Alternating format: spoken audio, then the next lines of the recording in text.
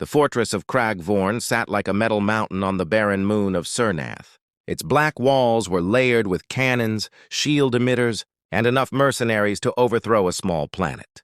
For decades, the warlord Gravok boasted that no one could breach his stronghold.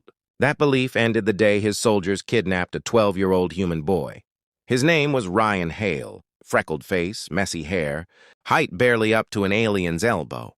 To Gravok's men, he looked like the softest, least threatening thing they had ever captured.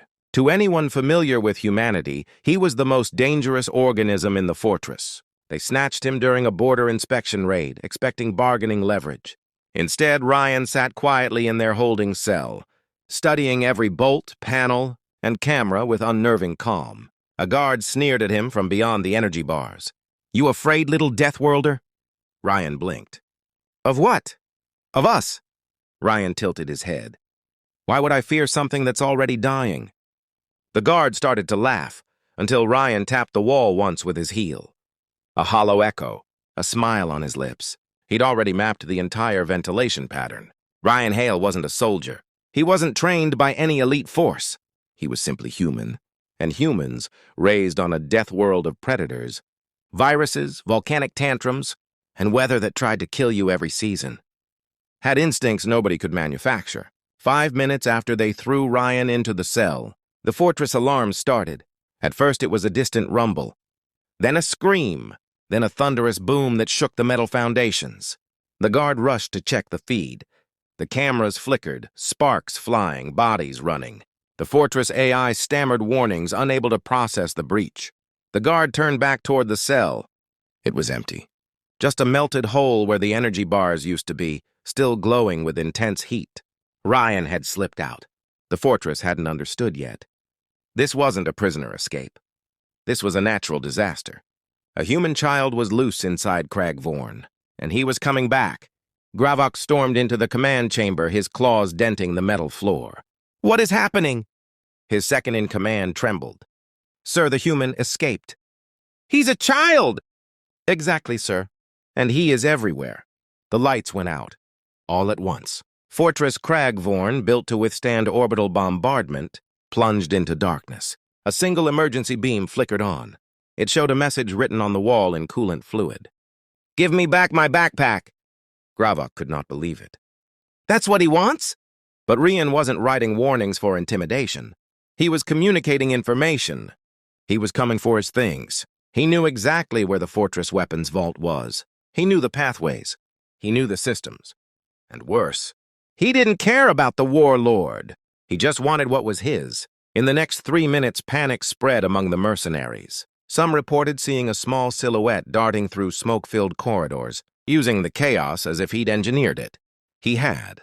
Ryan had discovered the fuel line running beneath the cell floor, cracked it, and ignited it with a spark from the failing energy bars. The explosion took out an entire wing. Now he moved like a ghost, silent, fearless, calculating. In the armory, he paused in front of a glass case holding his stolen bag.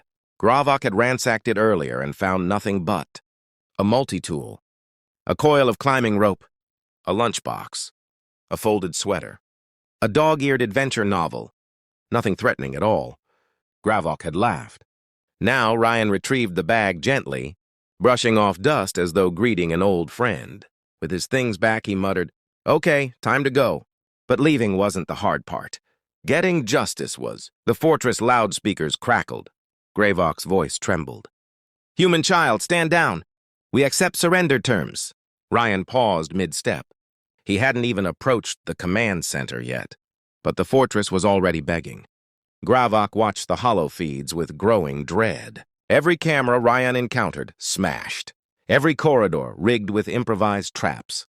Every team sent after him gone. "Why can't we capture him?" Gravok roared. The AI answered in a shaking synthetic voice. "He is small, fast, heat-resistant, pain-tolerant, immune to several toxins in this environment. Your soldiers are not." Gravok froze. "You're telling me a child is superior to trained mercenaries?" A pause. "Yes." Meanwhile, Ryan was climbing the exterior support beams of the central tower. With his rope and multi-tool, he maneuvered perfectly, not wasting a single movement. A glass pane shattered above him. Ryan slipped inside the ventilation ring, crawled through the shaft, and dropped straight into the command center like an avalanche-sized problem. Mercenaries screamed. Weapons were drawn. Gravok pointed a plasma cannon at him. Ryan raised a hand. "Can I have my lunchbox back?" "You took my sandwich." Gravok blinked. That's why you're destroying my fortress?" "You took something that wasn't yours," Ryan said simply. "That's mean." Gravok hesitated. Was this child insane? Or worse, was he perfectly sane? Ryan opened his backpack, grabbed the rope, swung it overhead, and snapped it across the command console. The rope was reinforced with carbon fibers, meant for climbing cliffs back on Earth. It sliced straight through the control panel. Sparks, blackout, total systems failure. The entire fortress trembled as shields collapsed and defensive cannons shut down. The structure groaned under its own unstable gravity field. Gravok fell to his knees. "What are you?" Ryan shrugged. "A kid who wants to go home." He walked past the frozen guards, opened the door, and whistled casually. The fortress's AI whispered in terror. "He can leave whenever he wants." "No one can stop him." Ryan paused. "Good, then open the main gate." And it obeyed. Outside Cragvorn, a ship descended from orbit, sleek, silver, and silent. The insignia on the hull made every mercenary tremble. Terran Emergency Rescue Corps, Child Retrieval Division. These were not soldiers. These were parents. And they were the most feared unit in known space.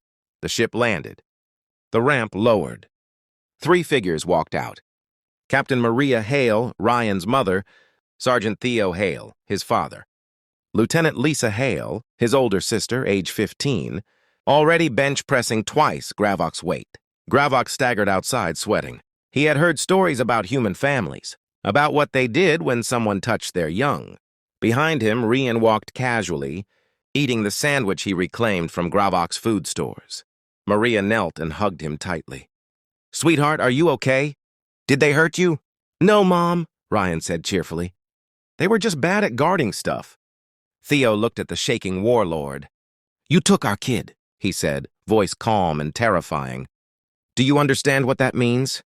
Gravok hit the ground, forehead pressed to the dirt. "I beg for mercy." Maria glanced at the destroyed fortress. "Ryan, did you do all this?" Ryan shrugged. "Only the noisy parts." Lisa patted Gravok on the head. "You're lucky he's young. When he's older, he'll do physics." Gravok whimpered. The Terran family turned to leave, guiding Ryan onto their ship.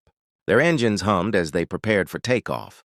But before leaving, Maria sent a single message to every mercenary within 1,000 kilometers. "Do not touch human children, ever." Cragvorn received that message very clearly. Long after the Terran ship vanished into the sky, the ruins of Cragvorn still smoked. Medics treated burns, fractures, and panic attacks. Engineers tried to understand how a child had unraveled one of the galaxy's strongest fortresses in 5 minutes. No one had answers. The mercenaries gathered in a ruined hall where the warlord spoke from a floating stretcher. "We are relocating," Gravok wheezed. "Far from human space." A mercenary raised a trembling hand. "Sir, what did the child do to you?" Gravok stared into nothingness. He looked at me. Silence. A medic approached him. "Should we file a military incident report?" "Yes," Gravok whispered. "Category, extinction level." The medic blinked. "For a boy?" "You weren't there. You didn't see the smile." Meanwhile, in the Terran ship, Ryan sat between his parents, swinging his legs. Maria wiped dust off his cheek. "Next time, if someone tries to grab you, what do? Ask for help, stay calm. Look for exits. Use my brain, not violence," Ryan recited. "And after that?" Theo asked. Ryan smiled innocently. "Improvise?" Lisa groaned. "Mom, he blew up half a fortress." Maria sighed. "We'll talk about consequences later." As the ship entered hyperspace, Ryan pulled his adventure novel from his backpack and opened it. Only then did Maria notice something. "Sweetheart," she said gently, "did you take souvenirs?" Ryan held up a plasma grenade the size of his palm. "Oh, I forgot to put this back." Every adult in the cabin froze. Theo carefully removed it from the boy's hand. "We are definitely enrolling you in supervised engineering classes." Ryan grinned. I want to learn how to make things explode on purpose. Lysa groaned. We're doomed. Maria kissed her son's forehead. But despite the chaos and headache, she was proud. Her son survived. He fought. He outsmarted a fortress. He came home, and somewhere behind them, on a distant moon, the legend began to spread. Never take a Deathworld kid hostage, not even for a minute, because 5 minutes was enough to break an empire.